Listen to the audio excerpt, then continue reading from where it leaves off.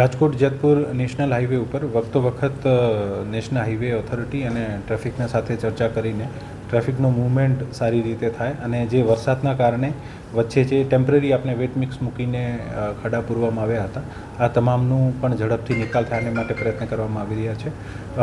અત્યારે 57 જેવા લોકેશન જે છે આ હાઈવે ઉપર અમે આઈડેન્ટિફાઈ કર્યા છે અને નેશનલ હાઈવેને આ લિસ્ટ આપવામાં આવી છે. નેશનલ હાઈવે આના ઉપર પાકું DBMથી કામ કરે છે જેથી હવે ફ્યુચરમાં વરસાદ થાય તો ખાડા નહીં પડે. સાથે સાથે ટ્રાફિકના સંલગ્ન સાથે રહીને અને જે પણ ટ્રાફિક જામની પરિસ્થિતિ બને છે આને ઝડપથી દૂર કરી શકાય. નાનું મોટું જે ટ્રાફિક જામ અત્યારે કામ ચાલે છે આને પણ આના કારણે પણ લાગતું હોય છે કારણ કે અત્યારે આપણે સાથે સાથે ખાડા પૂરવાની જે પાકા મટીરિયલથી ખાડા પૂરવાની કામગીરી છે આ પણ ચાલુ છે.